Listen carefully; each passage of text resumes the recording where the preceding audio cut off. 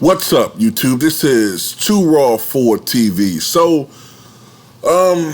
look, Sam Bowie, Michael Jordan, they will forever be linked due to the dubious distinction of Sam Bowie being picked higher in the 1984 draft than Michael Jordan. Now, Sam Bowie was not some bum, all right? Those of you who are younger and you say, well, why the hell would the Portland Trailblazers have picked Sam Bowie over Michael Jordan? Well, Sam Bowie was not a bum, first of all right? He was projected to be an all-star, potential all-star level center, all right? And they had already drafted Clyde Drexler, Portland, the year before, the 83 draft. So if you're Portland, you don't need another guard. You already have Clyde Drexler, who will go on to be a top 50 all-time player. You needed a big man. And back then, the center position was more revered, more important for franchises. So it made sense for them to pick him. It's just that,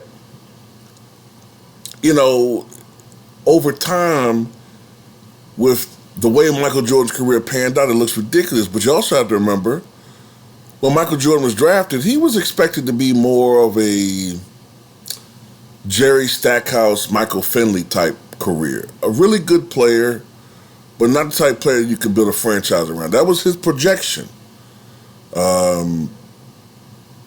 That's what people thought he was going to be. Really good, but the cream of the crop of that draft was going to be Elijah Wan. Michael Jordan is one of the greatest overachievers in the history of the NBA. Perhaps the greatest, along with Kobe Bryant. But Sam Bowie admitted in a recent interview, I'll put a link to this article in the pinned comment below, that he lied. That he lied to the Portland Trailblazers organization about the severity of his injuries. All right? Now, in college, Sam Bowie had suffered fractures to his left tibia. So there was questions about his health in the NBA. Will he be able to withstand the rigors of playing in the NBA? And ultimately, he was not. All right? I believe he played until 1995, but he had an injury-riddled career. But he lied to team doctors before he was drafted about his pain, his injuries. He says, quote, I can still remember them taking a little mallet, and when they would hit me on my left tibia, and I told them, I don't feel anything. But deep down inside, it was hurting. If what I did was lying and what I did was wrong, at the end of the day, when you have loved ones that have some needs, I did what any of us would have done. And I'm not going to fault him for that. I can't.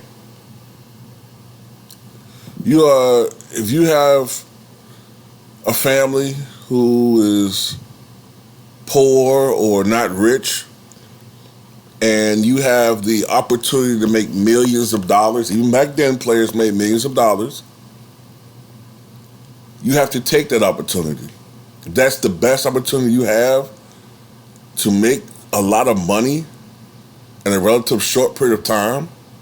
Remember, a lot of these guys, they retire millionaires at a very young age, in their early 30s, mid-30s, before they're 40. Multi-millionaires. So, yes, I understand why he did what he did. But it wasn't smart for the organization. It wasn't good for the organization. So you have to always wonder, had he been truthful about that, does Portland go elsewhere? Because it was revealed that Bobby Knight was telling the general manager of the Portland Trailblazers to get Michael Jordan. Get Jordan. They're like, well, we already have a guard. We'll play Jordan in another position. But we'll never know. But tell me what you guys think.